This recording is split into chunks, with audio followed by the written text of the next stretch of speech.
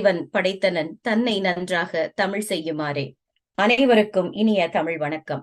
தமிழால் இணைவோம் உலகத் தமிழ் பேரியக்கத்தின் நிறுவனர், கவின்கலை வேந்தர், சிவத்தமிழ் சீராளர், நம் மதிப்பிற்கும் மரியாதைக்கும் உரிய சத்யநாராயணராஜ் பாலகுரு அவர்களுக்கும், தமிழால் இணைவோம் உலகத் தமிழ் பேரியக்கத்தின் துணைத் தலைவர், பாரதி கண்ட புதுமை பெண், மதிப்புறு முனைவர், சிங்கப்பெண், எங்கள் அன்பு மீனா அம்மா அவர்களுக்கும் என்னுடைய முதல் வணக்கத்தை தெரிவித்துக் கொண்டு, இந்த மாவட்டம் 18/7 அடங்கிய கூட்டு மாவட்டத்தின் ஆளுநர், பேரறிஞர் அண்ணா விருதுக்கு சொந்தக்காரர், வாழும் வரலாறு எங்களுடைய சுப்பிரமணியம் ஐயா அவர்களுக்கு முதலில் என்னுடைய பணிவான வணக்கத்தை சொல்லி, இந்த கூட்டு மாவட்டத்தின் ஆலோசகராக சிறப்பாக இயங்கிக் கொண்டிருக்கக்கூடிய புறநானூற்று சுடர், எங்களுடைய நல்லாசிரியர் விருது, நிலவொளி வேந்தர், எழில்வேந்தர், எத்தனையோ பெயர்களுக்கு சொந்தக்காரர் எங்கள் அழகராஜா ஐயா அவர்களுக்கும் என் பணிவான வணக்கம் சொல்லி, இந்த இணைப்பில் என்னோடு இணைந்திருந்து என் வாய்மொழி கேட்க வந்திருக்கும் என் அன்பிற்கினிய சசியானந்த அம்மையார் அவர்களுக்கும், அன்பு தோழமை செல்விராஜன் அம்மையார் அவர்களுக்கும் இனிய வரவேற்பை சொல்லி, இந்த நிகழ்ச்சியை யூடியூப் வழியாக கண்டுகொண்டிருக்கும், இனியும் காண காத்திருக்கும் அனைவருக்கும் என் நெஞ்சார்ந்த வாழ்த்துக்கள்.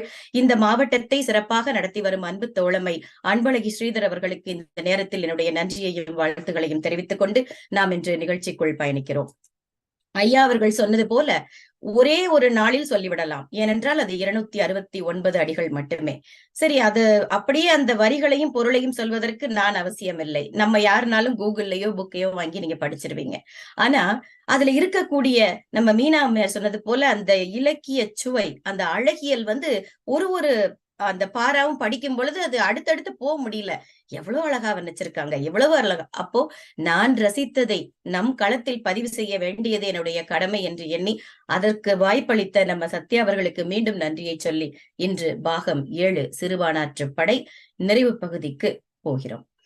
இந்த நிகழ்ச்சியில அதாவது தொடர்ந்து கேட்டுட்டே இருக்கவங்களுக்கு ஏற்கனவே தெரிஞ்சிருக்கும், இருந்தாலும் புதிதாக இணைந்தவர்களுக்காக இதனுடைய சின்ன முன்னோட்டத்தை சொல்லிட்டு, ஏன்னா நேத்தே நிறைய சொல்லியிருக்கேன், அதை நீங்க பாத்தீங்கன்னா உங்களுக்கு ஓரளவு புரிஞ்சிரும். இன்றைக்கு நம்ம நிறைவு பகுதிங்கிறதுனால அதை விட சுருக்கமாக சொல்லிவிட்டு இன்றைய பகுதிக்குள் நாம் செல்லலாம்.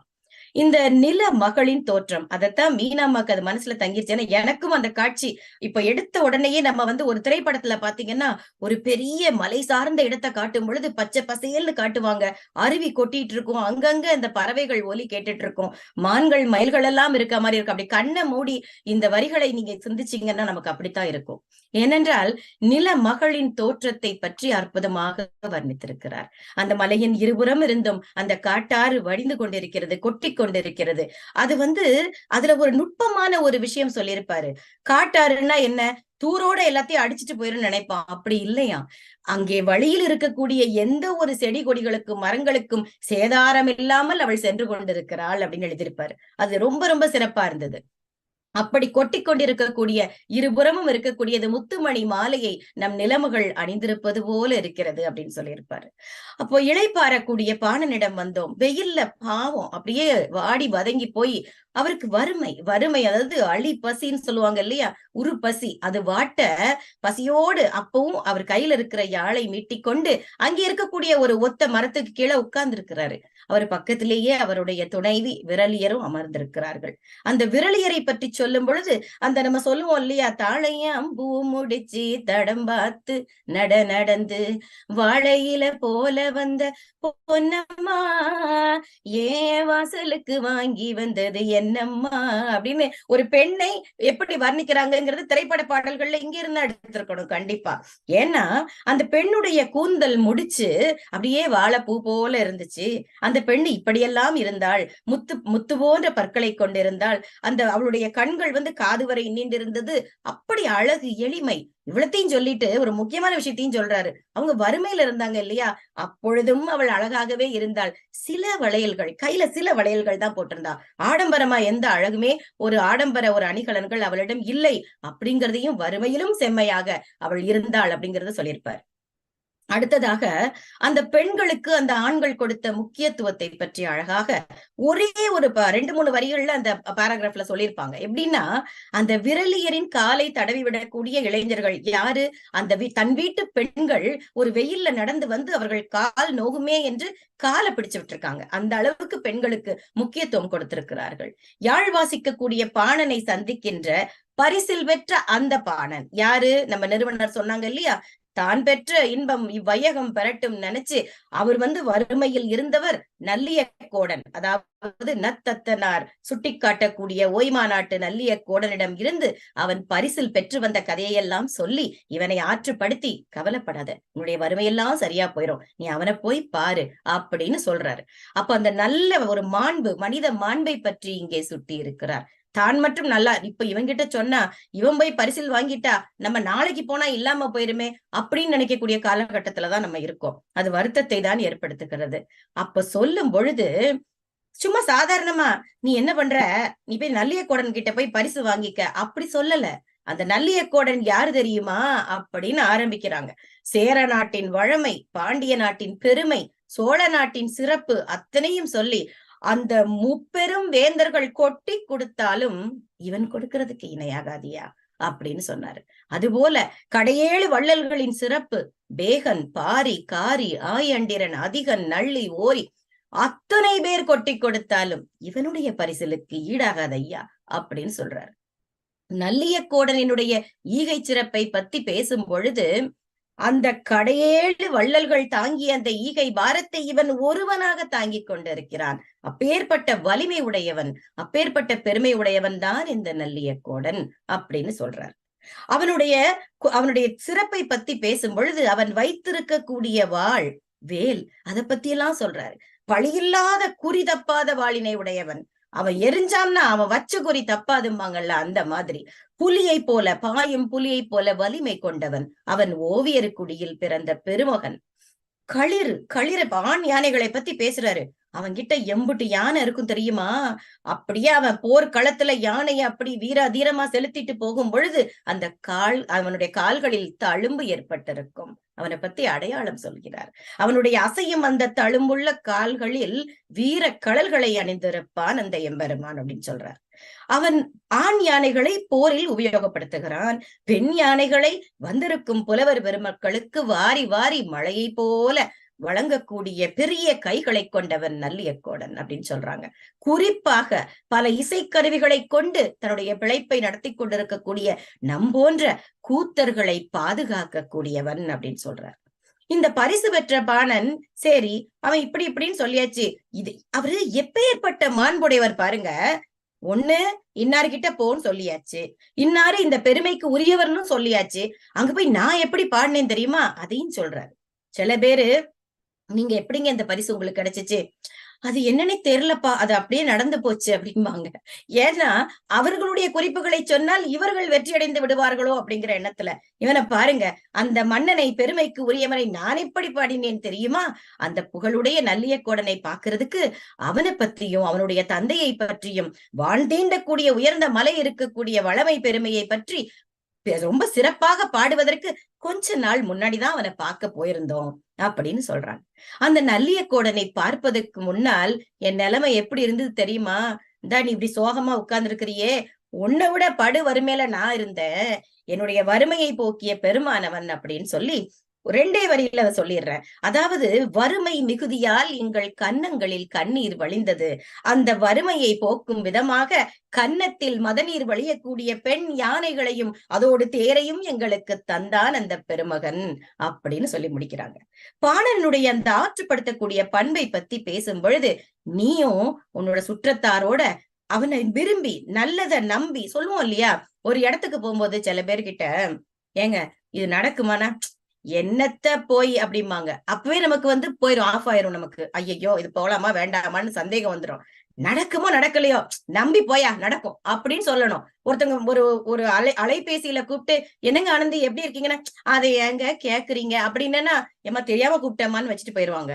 அதுவே அவங்க அழைக்கும் பொழுதே நான் சூப்பரா இருக்கேன் நீங்க எப்படி இருக்கீங்க அப்படின்னு கேட்டா அவங்களுக்கு ஏதாவது வருத்தம் இருந்தா கூட அதை மீறி அவங்க முகத்துல ஒரு துள்ளல் வந்துரும், மகிழ்ச்சி வந்துரும். அதே போலத்தான் இவன் சொல்கிறார்.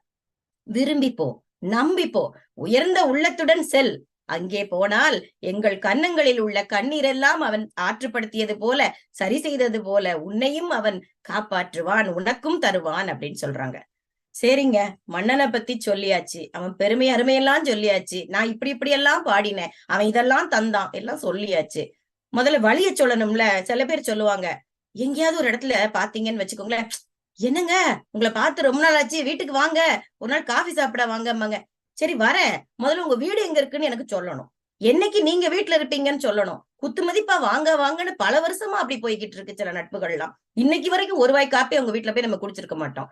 அப்படியெல்லாம் இல்லாம, என் நல்லிணக்கோடன் இருக்கக்கூடிய ஊர் எந்த ஊர் தெரியுமா, அதற்கு நீ எப்படி செல்ல வேண்டும் தெரியுமா அப்படின்னு சொல்லி எயிர்பட்டினத்திற்கு செல்லக்கூடிய வழியை பற்றி அங்கே சொல்கிறார்கள். அங்கே எயிர்பட்டினத்திற்கு போகும் பொழுது அங்கே பரதவர் கொடுக்கக்கூடிய விருந்தினை பற்றியும் வெகு தெளிவாக சொல்கிறார்கள். நல்லியக்கோடனை பாடி உன்னுடைய அந்த தாளம் குறையாத உன்னுடைய ஆடும் விரலியருடன் நீங்க அங்க போனீங்கன்னா, அங்கே இருக்கக்கூடியவர்கள் எல்லோரும் உலர்ந்த மீன் குழம்பு, அதாவது கருவாடு, உலர்ந்த மீன்ங்கிறது இந்த இடத்துல கருவாடு, அந்த குழம்பையெல்லாம் மனைதோறும் பெறுவீர். இப்போ ஒரு இடத்துக்கு போனா அந்த தெருவுல அந்த ஊதா கலர்ல பெயிண்ட் அடிச்சிருக்கும் பாருங்க, அந்த வீட்டுல கொடுப்பாங்கன்னு சொல்லல அவரு. அந்த தெரு முழுக்க ஒவ்வொரு வீட்டிலும் இருப்பவர்களின் மாண்பை பற்றி சொல்கிறார் விருந்தோம்பல். அங்கே போனீர்கள் என்றால் அந்த பரதவ குலத்து பெண்கள் ஒவ்வொரு மனையிலும் உங்களுக்கு அந்த உணவு கிடைக்கும், பரிமாறப்படும். அடுத்து எயிர்பட்டினத்தை தாண்டி போனீங்கன்னு வச்சுக்கோங்களேன், வேலூர் பக்கமா நீங்க போவீங்க. அங்கே இருக்கக்கூடிய எயினர் சும்மா விட்டுருவாங்களா? அந்த அந்த அழகியலை பத்தி எனக்கு இதை கடந்து போகவே முடியல, ஒத்த வார்த்தையில சொல்லிட்டு போறேன். அவரை கொடி அந்த வழியில அடையாளம் சொல்றாருங்க.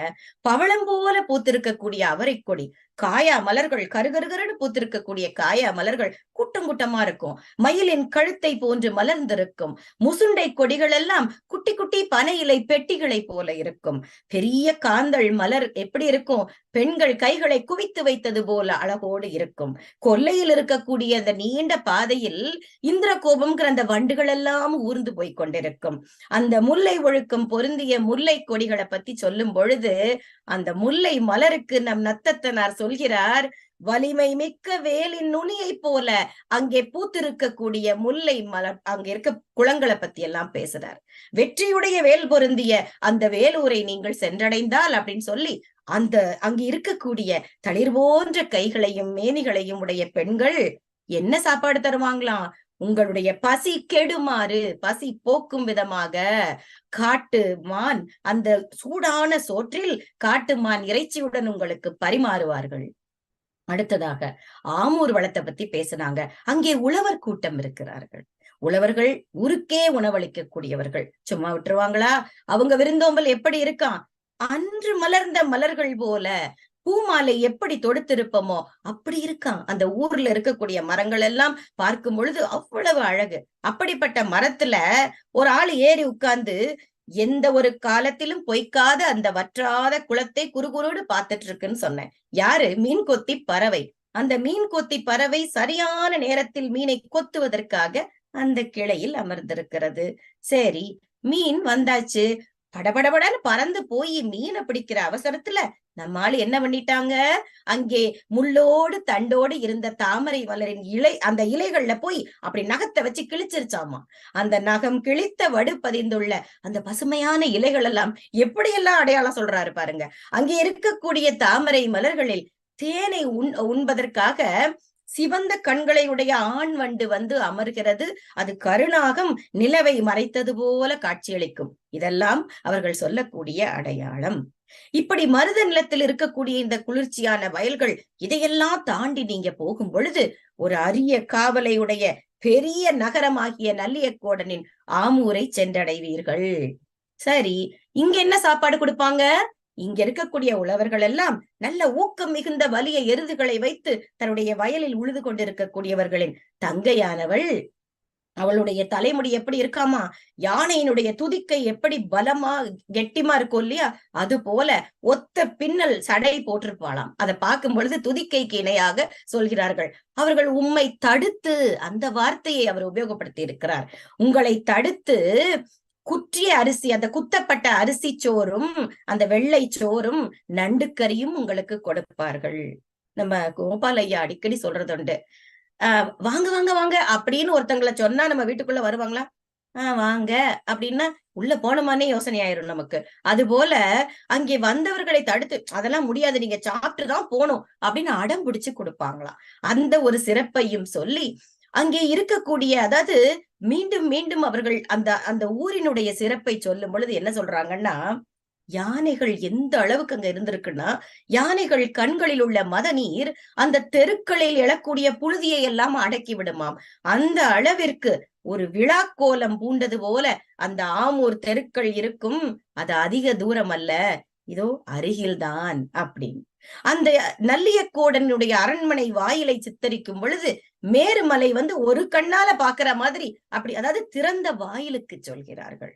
பாடி பரிசில் பெற வந்திருக்கும் புலவர்களாக இருக்கட்டும், இவர்களை போன்ற அந்த பாணர்களாக இருக்கட்டும், யார் வந்தாலும் வறுமையில் வாடி வருபவர்களுக்கு எப்பொழுதும் திறந்தே இருக்கும் அவனுடைய வாயில் கதவு அப்படின்னு சொல்றார்.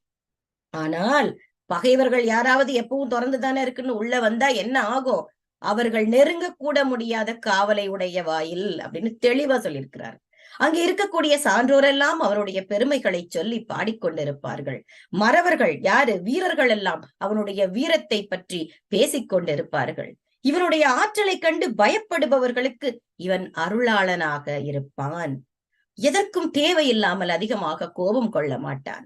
வெற்றி பெறும் முனைப்போடு ஒரு பகைவருடைய நாட்டை அவன் நினைத்து விட்டால் அதை அடித்து தன் வசமாக்கக்கூடிய ஆற்றல் உடையவன் அப்படின்னு சொல்றாங்க. அதுபோல தன்னுடைய படை தளர்வுறும் பொழுது பக்க பலமாக தானும் படைக்களத்தில் இறங்கி போராடக்கூடிய வல்லமை உடையவன்.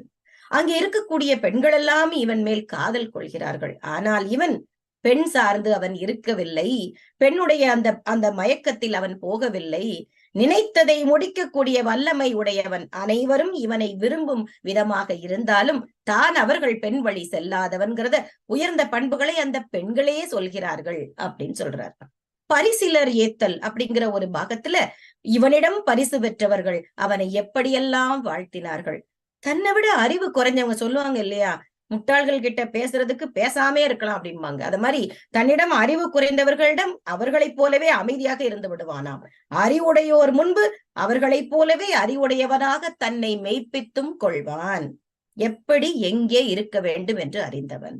தன்னை நாடி வரக்கூடிய இரவலர்களுக்கு கொஞ்சமும் யோசிக்காம தகுதி ஆராய்ந்து, ஐயோ இவ்வளவு கஷ்டத்துல இருக்கீங்களா, பிடிங்க பிடிங்க அப்படின்னு கொடுக்கக்கூடியவன். அவனிடம் பரிசில் பெற்று வாழக்கூடிய அந்த புலவர்கள், பாணர்கள், கூத்தர்கள் அவனை ஏற்றி பாடுகிறார்கள். அதை நீ கேட்பாய் அப்படின்னு சொல்றான். நிறைவாக நேற்று நாம் முடித்தது நல்லியக்கோடன் அவையில் வீற்றிருக்கக்கூடிய காட்சி. வானத்தில் இருக்கக்கூடிய நட்சத்திரங்கள், அந்த விண்மீன்களுக்கு இடையே பால் நிலவு போல, முழு மதி போல நிறைந்த பௌர்ணமி சந்திரன். அதாவது இந்த பௌர்ணமி அந்த நிலாவை சொல்லும் பொழுது யோசிச்சு பாருங்க. ஒரு கருமையான ஒரு வானம், அங்கே நட்சத்திரங்கள், ஒரே ஒரு பௌர்ணமி நிலவு. அதுபோல அரசவையில் அவன் வீற்றிருப்பான். மகிழ்ச்சியோடு அவனை சுற்றி அறிஞர்கள், மறவர்கள், பெண்கள், பரிசில் பெறுவோர் ஆகியோரெல்லாம் அவனை சுற்றி இருக்க அவன் அங்கே சிங்கம் போல் அமர்ந்திருப்பான் அப்படின்னு சொன்னாங்க.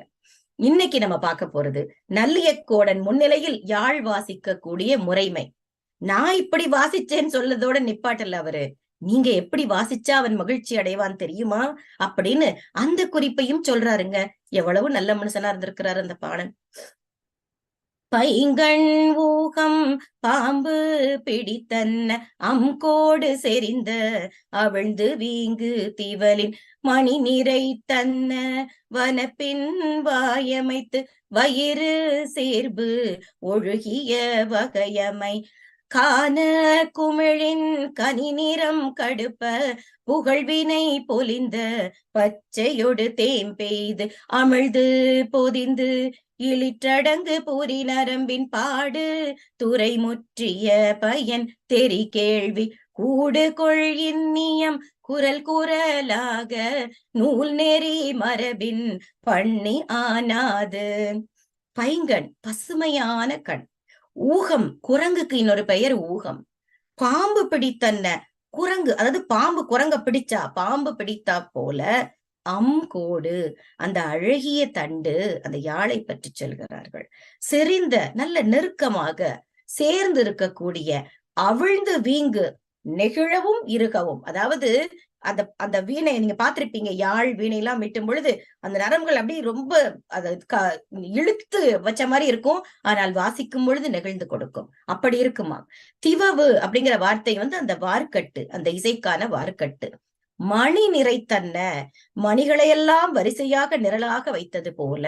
வனப்பின் வாய் அமைத்து, அந்த அழகிய வாய் விளிம்புகள் வயிறு சேர்பு ஒழுகிய, வயிற்றை இணைத்தாற் போல வரிசையாக வகை அமை கூறுபாட்டோடு அமைந்திருக்கும் அகலத்து காண குமிழின், அந்த வயிற்று பகுதி குடப்பகுதி இருக்கும் இல்லையா, காண குமிழ்ன்னு காட்டிலே கிடைக்கின்ற அந்த குமிழம், அந்த இதை பத்தி பழத்தை பத்தி பேசுறாங்க. கனி நிறம் கடுப்ப, அந்த பழத்தினுடைய செம்மையான நிறம் செந்நிறம் போல புகழ்வினை பொலிந்த, நல்ல கை வேலைப்பாடு, புகழ் வினை, வினைன்னா சொல்லுவோம் இல்லையா, கைவேலை, கைவேலைப்பாடு பொலிந்த பச்சையோடு தேம்பெய்து, அந்த உரை தோலால் செய்யப்பட்ட உரையோடு தேம்பெய்து அமிழ்து பொதிந்து, முடியல அப்பா, எவ்வளவு ஒரு தேனினை பொழிந்து அமிழ்தத்தால் நனைத்தான். இயற்றும் சொரியக்கூடிய அடங்குபுரி நரம்பின், நல்ல முறுக்கேறிய நரம்பில் பாடுதுறை முற்றிய, பாடும் வகையும் துறையும் பயன் தெரி கேள்வி, அதை நன்றாக உணர்ந்து தெளிவாக அதன் பொருளை உணர்ந்து கூடு கொள் இன்னியம், அந்த உரையில் இருக்கக்கூடிய வாத்தியம் குரல் குரல் ஆக, அந்த யாழினுடைய நரம்பொலியும் குரலும் உன் குரலும் ஒன்றி கலக்க நூல் நெறி மரபின் இசை நூல் மரபுப்படி பண்ணி ஆனாது, இசைத்து எந்த குறையும் இல்லாது அப்படின்னு சொல்றாங்க. தனித்தனியா பார்க்கும் பொழுதே உங்களுக்கு இப்ப புரிஞ்சிருக்கும். பசுமையான கண்களை உடைய குரங்கு என்ன பண்ணுமா, அந்த பாம்பின் தலையை போய் பிடிச்சதுன்னா பாம்பு என்ன பண்ணும், குரங்கினுடைய கையை இறுக்கி பிடிச்ச மாதிரியும் இருக்கும், வலி தாங்காம நெகிழ்த்து விடுற மாதிரியும் இருக்கும். அது போல சொல்றாங்க, அந்த யாழின் தண்டோடு இருக்கக்கூடிய நரம்புகள் எல்லாம் நன்றாக புடைத்து தோன்றக்கூடிய வார்க்கட்டு இழுத்து கட்டி இருப்பார்கள். ஆனால் நெகிழ வேண்டிய இடத்தில் அது நெகிழ்ந்தும் இருக்கும், இருக வேண்டிய இடத்தில் இறுகியும் அமைக்கப்பட்டிருக்கும் இல்லையா. அப்படி வரிசை வரிசையாக அந்த மணிகளை நிரலாக நெருக்கமாக வைத்தது போல ஆணியை வைத்து அந்த வாய் விளிம்புகளை எல்லாம் அடித்து ஒன்று போல் கட்டியிருப்பார்களாம். அப்படிப்பட்ட யாழினை காட்டிலே கிடைக்கக்கூடிய அந்த குமிழம்பழம் இருக்கு இல்லையா, அதுபோல கை வேலைப்பாடு அமைந்த அந்த ஒரு தோலால் செய்யப்பட்ட உரைக்குள் நீ வைத்திருப்பா இல்லையா, அந்த உரையிலிருந்து நீ வெளியே எடுத்து தேனை பொழிந்து அமிழ்தத்தால் நிரப்பி அப்படியே அள்ளி தெளிச்சா எப்படிங்க இருக்கும். இன்னிசை கூட்டக்கூடிய அந்த யாழின் முறுக்கேறிய நரம்பில் பாடும் வகைமுறை அறிந்து அதன் துறையை முற்றும் உணர்ந்து அந்த நரம்பொலியும் உன்னுடைய குரலும் ஒன்றாக கலக்குமாறு சில பேரு கச்சேரி பண்ணுவாங்க. அவரு ஒரு பக்கமா பாடிக்கிட்டு இருப்பாரு, இசை கருவிகள் எல்லாம் ஒரு பக்கம் அது மாதிரி இசைச்சுக்கிட்டு இருக்கோம். அந்த சந்தம் புரியலன்னு வச்சுக்கோங்களேன், கேட்கறது நாராசமா இருக்கும். அதுக்காக தான் இது தெளிவா சொல்றாங்க போல இருக்கு. யாழின் நரம்பொலியும் உன் குரலும் ஒரே இழையில் கேட்குமாறு இசை நூல் மரபுப்படி குறைவுபடாது இசைத்து பாடுவாயாக அப்படின்னு சொல்றாங்க. மன்னனை புகழ்ந்து பாடக்கூடிய தன்மை எப்படி இருக்கணும் அப்படின்னு சொல்றாங்க. முதுவோர்க்கு முகிழ்த்த கையினை எனவும் இளையோர்க்கு மலர்ந்த மார்பினை எனவும் ஏரோர்க்கு நிழன்ற கோலினை எனவும் தேரோர்க்கு அழன்ற வேலினை எனவும் நீ சில மொழியா அழவை, நீ சில மொழியா அழவை. என்ன ஒரு தமிழ் சொற்கள் அப்படியே விளையாடுது. முதுவோர் முகிழ்த்த, அதாவது முதுவோர்லாம் யாரு, தாய் தந்தை அரசன் ஆசிரியன் அவர்களையெல்லாம் கண்டால் முகிழ்த்த கூப்பிய, அதனாலதான் தாமரை முகிழ்ந்தது அப்படின்னா தாமரை மொட்டை அப்படி அந்த கூம்பி இருக்கும்னு சொல்றான். இளையோர்க்கு, தன்னை விட வயதில் குறைந்தவர்கள், மலர்ந்த மார்பு, அன்போடு ஆறத் தழுவக்கூடிய அகன்ற மார்பு. ஏரோர்க்கு, ஏரினை ஓட்டக்கூடிய உழக்கூடிய உழவர்க்கு நிழன்ற கோலினை, அருள் செய்யக்கூடிய அவர்களுக்கு நிழல் தரக்கூடிய செங்கோலினை உடையவன் எனவும் தேரோர்க்கு அழன்ற, தேரேறி வரும் பகையரசர்க்கு வெம்மை தரக்கூடியவன், அப்படியே வெப்பத்தை தரக்கூடியவன் வேலினை எனவும் அப்பேற்பட்ட வேலினை கொண்டவன் எனவும் நீ சில மொழியா அளவை, நீ சிலவற்றை கூறுவாயாக அப்படி சொன்னாயானால் அப்படிங்கிறாரு. அதாவது நல்லியக்கோடன் எப்பேற்பட்டவன், பெரியவர்களை கண்டால் அவனுடைய அப்படியே அரசவையில உட்கார்ந்திருந்து பெரியவர்களை பார்த்தால் உடனே கைகூப்பி வணங்குவானா, கைகூப்பும் அதாவது கூப்பும் கைகளை உடையவனாம் அவன். இளையவர்களை கண்டால் அன்போடு அவர்களை ஆற தழுவிக்கொள்ளக்கூடிய மலர்ந்த மார்பினை உடையவன் அவன். உழவர்களுக்கு என்றால் அவர்களுக்கு நிழல் தரக்கூடிய செங்கோலை உடையவன் நீ. அப்படி சொல்லி ஆனால் தேரேறி பகையரசர் உன்னை எதிர்த்து போரிட வந்தால் அவர்களை தாக்கக்கூடிய வெம்மையான வலிமையான வேலினை உடையவன் நீ என்று நம் நல்லியக்கோடனை நீ புகழ்ந்து சிலவற்றை கூறுவாயாக அப்படின்னு சொன்னாங்க. மன்னன் இரவலரை எப்படி உபசரிப்பார் அந்த பாங்கினை சொல்கிறார் நம் நத்தத்தனார். மாசில் காம்பு சொலித்தன்ன அறுவை உடியே பாம்பு வெகுண்டன்ன தேரல் நல்கி காயெறி ஊட்டிய கவர்கணை தூணி பூவிரி கச்சை புகழோன் தன் முன் பனிவரை மார்பன் பயந்த நுண்பொருள் பனுவலின் வளா பல்வேறு அடிசெல். எப்படி கவனிக்கிறாரு மன்னன். மாசில் காம்பு, குற்றமே சொல்ல முடியாது மாசற்ற மூங்கில், சொலித்தல் அதை உரித்து, அறுவை, அறுவைனா ஆடை, உடி நீ உடுத்திக் கொள்ள, பாம்பு வெகுண்டன்ன தேரல், பாம்பு வெகுண்டு எழுந்தார் போல கள், தேரல்னா கள் நாம் அறிவோம், நல்கி உனக்கு கொடுத்து, காயெறி ஊட்டிய காண்ட வனம் தீக்கிரையாக்கிய கணை தூணி அம்பு புட்டில் அந்த அம்புகளை வைக்கக்கூடிய அந்த பை, பூவிரி கச்சை அழகிய வார்க்கட்டு, புகழோன் அந்த புகழுக்கு சொந்தக்காரன், தன் முன் தனக்கு மூத்தவன், தனக்கு முன்னால் பிறந்தவன் தான் தன் முன், பனிவரை மார்பன் பனி படர்ந்த மலை போன்ற மார்பினை உடையவன், பயந்த நுண்பொருள். இந்த இடத்துல பயந்தன்னா நம்ம பயந்து போனல்ல, அழித்த, பயந்த, பயந்தங்கிற பொருள், அழித்த நுண்பொருள் நுணுக்கமான பொருள், பனுவல் நூலின் வளா பல்வேறு அடிசல், வழுவாது மாறுபடாது பல வகையான உணவுகள்.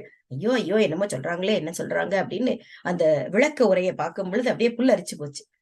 குற்றமில்லாத மாசு மறு இல்லாத ஒரு புள்ளி கூட இருக்காதுங்கிற அர்த்தத்துல மூங்கிலனுடைய பட்டையை உரித்து அதிலிருந்து அந்த அந்த பளபளன்னு இருக்கக்கூடிய வலுவலுன்னு இருக்கக்கூடிய ஆடைகளை எல்லாம் நீ உடுத்தி கொள்ள தருவானவன். அடங்கி கிடக்கக்கூடிய பாம்பு வெகுண்டு எழுந்தால் எப்படி இருக்குமோ அது போல அதை குடித்த உடனேயே மயக்கத்தை தரக்கூடிய கல்லை உனக்கு தருவான். அக்னி தேவன் தன்னுடைய பசியினை போக்க என்ன செய்தானாம், காண்டவ வனத்தை தீக்கிரையாக்கி அவனிடமிருந்து காண்டீபம்ங்கிற வில்லையும் அழகிய வார்க்கட்டுடன் இருந்த அம்பு புட்டிலையும் வாங்கி, வில்லாற்றலில் சிறந்த புகழ் பெருமை மிக்க அந்த புகழில் சிறந்த அர்ஜுனனுக்கு மூத்தவனான வீமன், இந்த அர்ஜுனன் அவனுடைய அண்ணன் வீமன், அவர் எழுதிய பாக சாத்திரம் மடை நூல்னு சொன்னாங்க. எனக்கு ஒரே ஆச்சரியம். மடை நூல்னா சமையல் குறிப்புகள் உள்ள நூல். அப்படி அந்த நூலில் சுட்டப்பட்ட நுணுக்கமான நுட்பமான சமையல் குறிப்புகள் பாருங்களேன். யாரோ வந்தா ஏனோ தானோன்னு ஒரு உப்புமா கிண்டி போட்டு போய் சேரட்டும் அப்படின்னு எல்லாம் இல்லாம அந்த நுட்பமான சமையல் குறிப்புகளை எல்லாம் வழுவாது சற்றும் மாறாது அமைக்கப்பட்ட பல வகை உணவுகளை பொதுவா சொல்லுவாங்க. தமிழர்களுக்கு விருந்தோம்பல் ரொம்பவும் ஒரு சிறப்பு மிக்க ஒரு பண்புன்னு சொல்லிட்டு, தனக்கு இல்லைன்னா கூட வீட்டுக்கு வந்தவங்களுக்கு 2 பொருள் கூடுதலா போட்டு வாய்க்கு ருசியா சமைச்சு போடணும்னு நம்ம நினைப்போம். ஏன்னா அவங்க நம்ம என்னைக்குனாலும் சாப்பிட்டுக்கலாம், அவங்க இன்னைக்கு தானே வந்திருக்காங்க பாவம், நல்லதா சமைச்சு போடணும்னு. அதை பாருங்க, அந்த நூல்ல கொஞ்சமும் குறையாமல் செய்யப்பட்ட தரமான உணவுகளை உனக்கு வழங்குவான். எப்படிப்பட்ட ஆள் பாருங்க. இந்த அகநானூற்று பாடல்ல ஒரு பாடலில் கடுந்திரல் பாப்பு கடுப்பு அன்னத்தோப்பிங்கிற வருது இந்த இடத்துல. அதாவது இறாலோடு கலந்த வண்டு மூசு அரியல் நெடுங்கண் ஆடு அமை பழனி கடுந்திரல் பாப்பு கடுப்பு அன்ன தோப்பி வான்கோட்டு கடவுள் ஓங்கு வரைக்கு ஓக்கி. என்ன சொல்றாங்க? 3ஐயும் இந்த மேல சொல்லியிருக்காங்க பாருங்க, அந்த இறால் வண்டு மூசு அரியல்னு. அதாவது இந்த 3 விஷயங்களை கூழாக்குறாங்களாமா.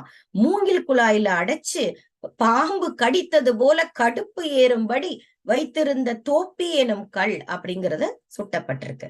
அதே போல அடுத்து இந்த அவனுடைய உடை கொடுத்தாச்சு, கல்லும் கொடுத்தாச்சு. அதாவது நம்ம சாப்பிடுறதுக்கு முன்னாடி நம்ம இப்பெல்லாம் உணவகங்கள்ல சூப்புன்னு சொல்லி ஒண்ணு கொடுப்பாங்க இல்லையா, அந்த மாதிரி போல இருக்கு. இனிதான் சாப்பாடு வரும் போல.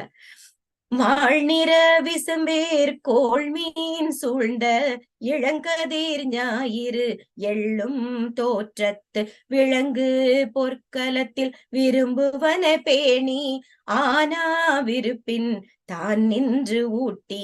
அடடே, வாழ்நிற விசும்பு, ஒளி பொருந்தக்கூடிய அந்த வானம், கோள்மீன் சூழ்ந்த, கோள்கள் எல்லாம் சூழ்ந்திருக்கக்கூடிய இளங்கதிர் ஞாயிறு, இளம் கதிரினை வீசிக்கொண்டிருக்கக்கூடிய சூரியன், எள்ளும் தேற்றத்து, உண்மையிலேயே அது பழித்து கூறக்கூடிய வகையில் விலங்கு பொற்களத்தில் சூரிய ஒளியை கூட குறைவாத்தான் சொல்ல முடியுமா, அந்த அளவிற்கு அந்த ஒளி அப்படி பளிச்சு பளிச்சுன்னு மின்னுற மாதிரி விளங்கக்கூடிய பொன்னால் செய்த களத்தில் விரும்புவன பேணி, விரும்புவனையற்றை எல்லாம், விரும்பக்கூடியவற்றை எல்லாம் உபசரித்து நல்ல பேணி, ஆனா விருப்பின் குறைவே இல்லாத விருப்பத்தோடு தான் நின்று ஊட்டி தானே முன்னின்று உண்ணச் செய்வான். அந்த வானத்துல இருக்கக்கூடிய சூரியனை சுத்தி இருக்கக்கூடிய கோள்கள் எல்லாம் சூரியனை பார்த்து பொறாமப்படும். இங்க அந்த சூரியனே வெக்கப்படக்கூடிய அளவில் பொன்னால் செய்யப்பட்ட ஒளி வீசக்கூடிய ஒரு பொன் கலத்தில் நீ விருப்பப்படுகிற எல்லா உணவினையும் இட்டு உன்னுடைய விருப்பம் மேலும் மேலும் உனக்கு எந்த ஒரு குறையும் இல்லாத அளவுக்கு தானே முன்னின்று அந்த உணவினை பரிமாறி உன்னை உண்ணச் செய்வான் நல்லியக்கோடன் அப்படின்னு சொல்றாங்க. நல்லியக்கோடன் அளிக்கக்கூடிய பரிசு பொருட்கள் எப்படி இருக்கும் தெரியுமா? திரள் சால் வென்றியோடு தெவ்வு புலமகற்றி விரல் வேல் மன்னர் மன்யில் முறுக்கி நயவர் பாணர் புன்கண் தீர்த்த பின் வயவர் தந்த வான்கேள் நிதியமோடு. இது பாருங்களேன், திரள் சால் வென்றியோடு, அதாவது வலிமையால் கிடைத்த வெற்றியோடு, தெவ்வு புலம் பகைவர் நாடு அகற்றி அதனை நீக்கி, விரல் வேல் மன்னர் ஆற்றலுடைய வேலேந்திய மன்னா மண் எயில் முறுக்கி நிலை பெற்ற அரண்களையெல்லாம் அழித்து, நயவர் தன்னை விரும்பி வந்தவர் பாணர், பாணர் குலத்தோர் புன்கண் வறுமை அவர்களுடைய துன்பமெல்லாம் தீர்த்த பின் போக்கிய பிறகு, வயவர் வான்கேள் படை வீரர் எல்லாம் உயர்ந்த சிறப்பு பொருந்திய நிதியமோடு, நிதியம்னா நமக்கு தெரிய செல்வம், அந்த பொன்மணி போன்ற செல்வம். அதாவது ஒரு வலிமையோடு போரிட்டு வெற்றி கிடைச்சிருச்சு, பகைவர்களை எல்லாம் தன் நாட்டை விட்டு விரட்டி அடித்தவன், நாட்டை விட்டு வெளியேறச் செய்தவன், அவனுடைய ஆற்றலுடைய அந்த வேலேந்திய மன்னனின் நிலை பெற்ற அரண்களை எல்லாம் அழித்தவன். அப்படிப்பட்ட வேலுக்கு சொந்தக்காரன் இல்லையா? தன்னை விரும்பி பரிசில் பெற வந்தவர்கள், அதாவது பாணர் புலவர் இவர்களை போன்றோரின் வறுமையினை மட்டும் போக்கலவன் தன்னுடைய படை வீரர்கள் பகை அரசர்களிடமிருந்து பெற்று வந்த அந்த உயர்ந்த பொருட்களையும் அனைவருக்கும் பகிர்ந்து அளித்தான். கொண்டாங்கடா, அடிச்சு எடுத்துட்டு வந்துட்டீங்களா, கொண்டா, கொண்டு போய் கஜானால மூடி வச்சு நல்லா பூட்டி சாவியை என்கிட்ட கொடுத்துருன்னு சொல்லக்கூடிய அரசியல்வாதிகளும் மன்னர்களும் இருக்கக்கூடிய காலத்தில் இவன் என்ன செய்யறானா, பகை நாட்டை வென்று கொண்டு வந்த பொருட்களையும் தான் வைத்துக் கொள்ள அது வந்த புலவர்களுக்கும் தன்னுடைய படை வீரர்களுக்கும் ஈந்தளித்தானா. அடுத்த வரிகளை பாருங்க. பருவ வானத்து பால் கதிர் பரப்பி உருவ வான்மதி ஊர் கொண்டாங்கு கூர்வுளி பொருத வடுகாள் நோன் கூரட்டு ஆரம் சூழ்ந்த அயில்வாய் நேமியோடு சிதர்னனை முறுக்கின் சேனோங்கு நெடுஞ்சினை ததர்பேணி அவிழ்ந்த தோற்றம் போல உள்ளரக்கு எரிந்த உருக்குறு போர்வை கருந்தொழில் வினைஞர் கைவினை முற்றி ஊர்ந்து பெயர் பெற்ற எழில் நடை பாகரோடு, ஊர்ந்து பெயர் பெற்ற எழில் நடை பாகரோடு. பருவ வானத்து பால் கதிர், கார்காலத்து வானத்தில் இருக்கக்கூடிய பால் கதிர், வெண்மையான கதிர்களை பரப்பி பரவச் செய்யக்கூடிய உருவ வான்மதி, அழகிய வானத்திலே இருக்கக்கூடிய அந்த அற்புதமான பால் நிலவு ஊர்கொண்டு ஆங்கு தவழ்ந்து போகுமாறு கூர் ஒளி பொருத, கூர்மையான ஒளியினை பொருந்தி வடு ஆள், அந்த வடு பதிந்துள்ள அழுத்தம் பெற்றிருக்கக்கூடிய செதுக்கப்பட்ட சித்திரம் அமைந்த நோன் குரட்டு, அந்த வலிய தேரினுடைய நடுப்பகுதி ஆரம் சூழ்ந்த அந்த தேரினுடைய அச்சை சுற்றி இருக்கக்கூடிய பகுதிதான் ஆரைக்கால் அப்படின்னு சொல்றாங்க. அயில்வாய் இரும்பு விளிம்பு, நேமியோடு சிதர், அந்த தேர் சக்கரத்தோடு அப்படி சாய்ந்து இருக்குமாம். நனை முறுக்கின், அந்த அரும்பு, நனைங்கிறது அரும்பு, முறுக்கின்னா அந்த முறுக்க மரத்தின் சேண் சேய்மை ஓங்கு உயர்ந்து, நெடுஞ்சினை அப்படிங்கிறது நீண்ட நீண்ட கிளைகளில் இருக்கக்கூடிய மொட்டுகள் அரும்புகள், ததர்பிணி கொத்து கொத்தாக கட்டப்பட்டிருக்கக்கூடிய அவிழ்ந்த தோற்றம் போல, அது மலர்ந்த மொட்டு அவிழ்கிறதுன்னா என்ன, மலர்கிறது, அந்த தோற்றத்தை போல உள்ள அரக்கு, உள்ள இருக்கக்கூடிய இப்பெல்லாம் அந்த தங்க வளையல்களுக்குள்ள அரக்கு வச்சு நிரப்புவாங்க. ஏன்னா முழுக்க முழுக்க தங்கத்துல போடாம அந்த உள்ள அரக்கு என்ன வண்ணத்துல இருக்கும் நமக்கு தெரியும். சிவப்பு வண்ணத்தில் சாதிலிங்கம் இங்க சொல்லப்படுது.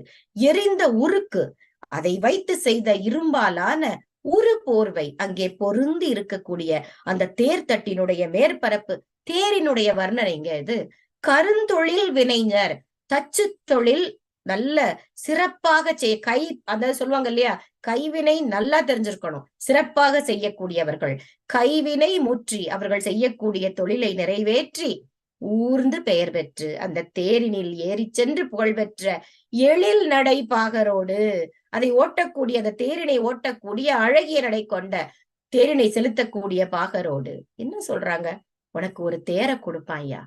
கார்காலத்தில் அந்த மழை காலத்தில் வானிலே தோன்றக்கூடிய நிலவு தன்னுடைய கதிர்களை எல்லாம் பரப்பி எப்படி தவிழ்ந்து போகுமோ அதுபோல அந்த வட்ட வடிவமாக இருக்கக்கூடிய நல்ல ஊழியை கொண்டு செதுக்கி அந்த தேர் கால்ல கூட சித்திரங்கள் அங்கே பதிக்கப்பட்டிருக்குமா. அந்த வலிமையான தேருடைய நடுப்பகுதியில் அந்த ஆரைக்கால்கள்னு சொல்லக்கூடிய அந்த சக்கரத்தில் இருக்கக்கூடிய குறுக்கு கம்பிகள் எல்லாம் நல்ல இரும்பு விளிம்பினை கொண்டு பலம், அந்த பலத்தை கொடுப்பதற்காக இரும்பு கம்பிகள் வச்சு செய்யப்பட்டிருக்கு. அப்படித்தான் அந்த சக்கரம் விளங்குகிறது. அரும்புகள் உதிரக்கூடிய விதமாக அந்த முறுக்க மரத்தின் உயர்ந்த கிளைகளில் இருக்கக்கூடிய சிவப்பு வண்ணத்தில் இருக்கக்கூடிய பூங்கொத்துகள் மலர்ந்தால் பார்க்க கண்ணுக்கு குளிர்ச்சியா எப்படி இருக்குமோ அதுபோல அந்த சிவப்பு வண்ணத்தில் தேர்தட்டோட மேற்பரப்பும் அமைந்திருக்கிறது. அதற்கு உள்ளே உருக்கப்பட்ட செவ்வரக்கு வைத்து அதன் மேல் பலகையில் அந்த கூரையை வேந்திருக்கிறார்கள் அந்த தேரில். இப்படியெல்லாம் தச்சர்களால் சிறப்பாக கைவண்ணத்துடன் செய்யப்பட்ட அழகிய நடை கொண்ட அந்த தேரினை அழகாக ஓட்டக்கூடிய அந்த தேரோட்டியுடனும் தருவான். பின்ன வாங்க, எனக்கு ரொம்ப சிறப்பாக பாடினீர்கள், தேரை புடியுங்கள் மன்னா, தேரை எப்படி நான் வீட்டுக்கு ஓட்டி செல்வது அப்படின்னு கேட்பாங்க இல்லையா, அந்த குறை இல்லாம தேரையும் கொடுத்து ஓட்டக்கூடிய அந்த தேரோட்டியையும் கொடுப்பானா. மாசெலவு ஒழிக்கும் மதனுடை நோன் தாழ் வாழ்முக பாண்டில் வலவனோடு தருகி அன்றே விடுக்கும் அவன் பரிசில், அன்றே விடுக்கும் அவன் பரிசில். மா குதிரை, செலவு, மா செலவுனா குதிரை ஓட்டத்திற்கு, ஒழிக்கும் நோன்தாள் ஓடக்கூடிய, அதையும் மிஞ்சி ஓடக்கூடிய நோன்தாள் வலிய கால்களை உடைய வாழ்முக பாண்டில் கூர்மையான முகத்தை கொண்ட வெள்ளை எருது, வலவனோடு அதை செலுத்தக்கூடிய பாகனோடு தரியி தந்து அன்றே விடுக்கும், அன்னைக்கே கொடுத்துருவாயா, அன்னைக்கே கொடுத்து அனுப்பிடுவான். சில பேரு ஐயா உங்களை பார்க்க வந்திருக்காங்க, ஒரு காத்திருக்க சொல்லு, நாளைக்கு மறுநாள் அவனை நாளைக்கு வர சொல்லு, அவனை ஒரு வாரம் சென்று வர சொல்லு, அவனை 2 வாரம், கடைசியில செய்யவே மாட்டாங்க. அப்படித்தான் இன்னைக்கு மக்கள் தலைவர்கள்லாம் இருக்காங்க. அன்னைக்கே அவன் போய் கஷ்டப்பட்டு போய் பாடுறானா, பிடியா தேர, வாகனையும் பிடி, அந்நாளே கொடுத்து அனுப்புவான். அவன் பரிசில், அவன் கொடுக்கும் பரிசு பொருட்களும் அப்படின்னு சொல்றாங்க. வலிமையான காலும் கூர்மையான முகம் கொண்ட அந்த குதிரையை விட வேகமாக ஓடுகின்ற அந்த வெள்ளை எருதை அதை செலுத்தக்கூடிய பாகனுடன் சேர்த்து அனைத்து பரிசுகளையும் உனக்கு அன்றே கொடுத்து வழியனுப்பி வைப்பான் என் நல்லியக்கோடன். நிறைவு பகுதியாக நல்லியக்கோடனின் புகழும் ஆட்சியும் பெருமையும் சொல்லப்படுகிறது.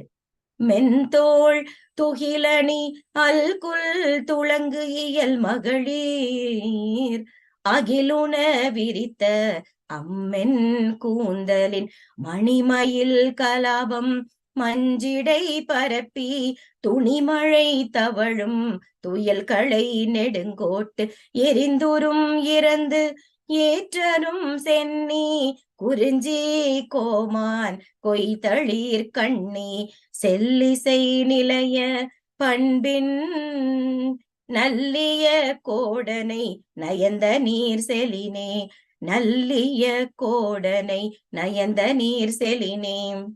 மென்தோள் மென்மையான தோள், துகில் அணி ஆடை அணிந்த அல்குல் இடை துளங்கக்கூடிய அசையக்கூடிய இயல் அந்த சாயலில் மென்மையில் மகளிர் அந்த பெண்கள் அகில் உண விரித்த அகில் புகையூட்ட விரித்த அம்மென் கூந்தல் அழகிய மென்மையான கூந்தல் மணிமயில் நீல மணி போன்ற நிறமுடைய மயில் கலாபம் தோகை மஞ்சுங்கிறது மேகம் இடை பரப்பி இடையே பரவி துளிமழை தெளிந்த கருமேகம் தவழும் ஊர்ந்து செல்லக்கூடிய துயல் களை அசையக்கூடிய அந்த மூங்கில் நெடுங்கோட்டு நீண்ட உயர்ந்த மலை சிகரம் எரிந்து உறும் முட்டும் எதனால இடியால் உரும்ங்கிறது இடி இறந்த வீழ்ந்த ஏற்று உயர்ந்து ஏறி சென்று அரும் சென்னி குறிஞ்சி கோமான் அப்படி பெருமை பொருந்திய உச்சியுடைய மலைகளை கொண்ட மலைநாட்டுக்கு தலைவன் கொய் தளிர் பறித்த முளை இலை அந்த இளம் தளிர் சொல்லுவோல தளிர் இலைகள் கன்னி பூமாலை செல்லிசை உயர்ந்த புகழ் உடைய நிலையிய பண்பின் நிலைத்து நிற்கக்கூடிய பண்புகள். ஒரு நாள் முதல்வர் இல்ல அவர், ஒரே ஒரு நாள் இன்று நான் எல்லோருக்கும் உணவு வழங்குகிறேன், நான் இன்னைக்கு எல்லாருக்கும் 1000 ரூபாய் தரேன், அப்படி கிடையாது. நிலையான சொன்ன வார்த்தையை காப்பாற்றி அதை தொடர்ந்து காப்பாற்றக்கூடிய பண்புக்கு சொந்தக்காரன் நல்லிய கோடனை. அந்த நல்லிய கோடன் என்ற வள்ளலை நயந்து நீர் செலினே விரும்பி நீங்கள் சென்றால் அப்படின்னு சொல்றான். மென்மையான தோளும் ஆடையணிந்த இடையும் அசைந்தாடும் நடையுமுடைய அந்த மகளிர் அகில் புகை ஊட்டும் பொழுது நம்ம சாம்பிராணின்னு சொல்றோம் இல்லையா, நம்ம கூந்தலை காய வைப்பதற்காக போடப்படுவது. அதெல்லாம் இப்ப இங்க எங்க இருக்கு? எனக்கு தெரிஞ்சு அம்மாச்சி வீட்டுக்கெல்லாம் போயிருக்கும் போது அப்பெல்லாம் செஞ்சாங்க. இப்ப எத்தனை பேர் வீட்டுல செய்யறோம்னு தெரியல. அகில் புகையை ஊட்டுவதற்காக அவர்கள் விரித்து போட்டு இருக்கக்கூடிய கூந்தலை போன்று நீல மணி போன்ற நிறமுடைய மயில் தன்னுடைய தோகையை விரித்து ஆடுவதற்கு எது காரணமாக இருக்கும்? மழை மேகங்கள் காரணமாக இருக்கும். அந்த வெண்மேகங்கள் எல்லாம் பரவி தவழ்ந்து செல்லுமா, அந்த மலை முகட்டில் அது அப்படியே தழுவி கொண்டு போகும். இப்பேற்பட்ட மலை மேகங்கள் ஒருபுறம் மூங்கில் போல் தழுவ, அதாவது மூங்கில்கள் விளையக்கூடிய உயர்ந்த சிகரங்களை முட்டி இடிக்கக்கூடிய அளவிற்கு உயர்ந்திருக்கக்கூடிய மலைகள் இடி இடித்து, அதாவது பிறர் ஏறுவதற்கெல்லாம் அரிதாக உள்ள பெருமை பொருந்திய மலை உச்சி கொண்ட மலைநாட்டுக்கு தலைவனவன். அந்த நல்லியக்கோடன் எப்படிப்பட்ட மாலைகளை அணிந்திருப்பானாம்? இளம் தளிரால் கட்டப்பட்ட. நல்ல ஒரு விஷயம் நீங்க கவனிக்கணும், வர்றவங்களுக்கு பொன் பொருளை அள்ளி கொடுக்கிறவ அவன் முத்துமணி மாலை போட்டிருந்தான், வைரம் போட்டிருந்தான், வைடூரியம் போட்டிருந்தான்னு சொல்லவே இல்லை எங்கேயுமே. அன்று மலர்ந்த இளம் தளிரால் அன்று மலர்ந்த அந்த ஒரு கட்டப்பட்ட மாலையினை அணிந்தவன். பிறர்பால் நில்லாது செல்லும் இயல்புடைய புகழ் தன்னிடத்தில் நிலைத்து நிற்பதற்குரிய பண்பினை உடைய அந்த நல்லியக்கோடனிடம் நீ விரும்பி சென்றாயானால் உனக்கு அன்றே பரிசில் கொடுத்து அனுப்பி வைப்பான் அப்படின்னு நிறைவு செய்யறாங்க. இந்த சிறுவானாற்று படையினுடைய இந்த நூலுடைய முடிவுல 2 வெண்பா பாடல்கள் சேர்க்கப்பட்டிருக்கிறது. அதாவது 10 பாட்டினுடைய தொகுப்பினை செய்த காலத்துல இதை சேர்த்திருக்காங்க அப்படின்னு இதையும் நான் உங்களோடு பகிர்ந்துக்க ஆசைப்படுறேன். ஏன்னா மன்னனை பத்தி எல்லாம் சிறப்பாய் சொல்லும் பொழுது 2 இந்த தனி பாடல்களும் அகப்பொருள் சார்ந்த பாடல்களாக ஒரு பெண் நல்லியக்கோடன் மீது காதல் கொண்டு சொல்வதாக அமைக்கப்பட்டிருந்தது. அதாவது அணி இளையார்க்கு ஆரணங்கு ஆகி மற்ற அந்நோய் தனி மருந்தும் தாமே ஆம் என்ப மணிமிடை பூன் இம்மென் முழவின் எயிர்பட்டின நாடன் செம்மல் சிலை பொருத தோள். அதாவது நேர்த்தியான அணிகலன்களை எல்லாம் அணிந்திருக்கக்கூடிய பெண்மணிகளை எல்லாம் வருத்தும் அழகு கொண்டு காம நோய் உண்டாக்கக்கூடிய ஆண் தெய்வமாக ஏற்பட்டின நாடன் திகழ்கிறான். அவனே அந்த நோயை தீர்க்கும் மருந்தாகவும் இருக்கிறான். அவர்களை வருத்தியது அவனுடைய செம்மாந்த தோள். அந்த சிலை, அந்த வில் மாட்டிக்கொண்டிருக்கக்கூடிய தோல் மணி பதித்த அந்த அந்த அவனுடைய வேல் வில்ல பத்தி எல்லாம் பேசணும் இல்லையா, அப்பேற்பட்ட வலிமையான தோளுக்கு சொந்தக்காரன். அதாவது அப்படிங்கிற அருவி முழங்கக்கூடிய நாடன் அவன். அவனுடைய சிறப்பை பத்தி பேசி இருக்கிறாங்க. நெடுவரை சந்தனம் நெஞ்சம் குளிர்ப்ப கடும் அடும் பாம்பு ஏர் மருங்குல் இடு கொடி ஓடிய மார்பன் உயர் நல்லிய கோடன் சூடிய கண்ணி சுடும். சந்தனம் பூசி இருக்கக்கூடிய அவனுடைய மார்பு அவளது நெஞ்சத்தை குளிர வைத்ததாம். படமெடுத்து ஆடக்கூடிய பாம்பு போன்ற அவளது இடையினை மறைத்து கொண்டிருக்கக்கூடிய கொடியாடையெல்லாம் நழுவும்படி செய்கிறானா. அவனுடைய தலையில் சூடி இருக்கக்கூடிய கன்னி மாலை அவளை சுட்டெரிக்கிறதாம். குளிர்ந்த மாலை அவளை சுடுகிறது. காதலிப்பவர்களுக்கு பகல் சொல்லுவாங்க இல்லையா, எனக்கு குளிர்ந்த மாலை நேரம் கூட இரவாக என்னை சுட்டெரிக்கிறது. யாராவது ஒரு யாழ்லையோ ஒரு இசையை மீட்டினால் என் காதுக்கு அது வலிய கொடுக்குது, நாராசமா இருக்குன்னா காதலிப்பவர்கள் சொல்வது போல சொல்கிறாள். அந்த குளிர்ந்த கன்னி மாலை அவளை சுட்டெரிக்கிறது. அப்பேற்பட்ட நல்லியக்கோடன் மீது இவளுக்கு காதல். இந்த ஐயா அவர்கள் நிகழ்ச்சியுடைய துவக்கத்திலே சொன்னது போல, இந்த சிறுபானாற்றுப்படையில் நான் கண்டு ரசித்து உணர்ந்து புரிந்து கொண்ட மானிட மாண்புகள் நிறைய சுட்டப்பட்டிருக்கிறது. அதாவது ஒரு தமிழர் பண்பாடுன்னு சொல்லும் பொழுது அன்புடைமை, விருந்தோம்பல், இனியவை கூறல், செய்நன்றி அறிதல், நடுவு நிலைமை, அடக்கமுடைமை, ஒழுக்கமுடைமை, பொறையுடைமை, அழுக்காராமை, வெக்காமை, புறங்கூறாமை, ஈகை, வாய்மை, வெகுழாமை, இன்னா செய்யாமைன்னு வள்ளுவர் சொல்லக்கூடிய எல்லா மானிட மாண்புகளும் இந்த சிறுபான்மாற்று படையில இருக்குது.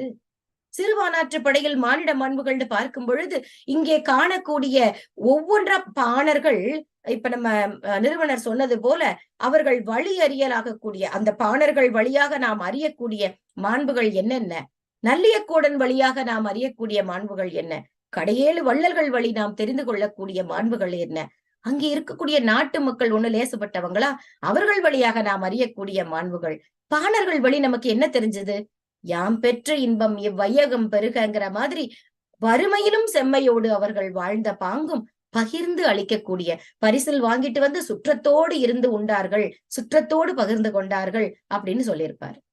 தான் பெற்ற இன்பம் இவ்வையகம் பெருக, அது ரொம்ப முக்கியம். வறுமையில் இருக்கும் பொழுதும் தங்களுக்கு கிடைத்தது மத்த மக்களுக்கும் கிடைக்கணும் அப்படின்னு அவங்க நினைச்ச அந்த மாண்பு.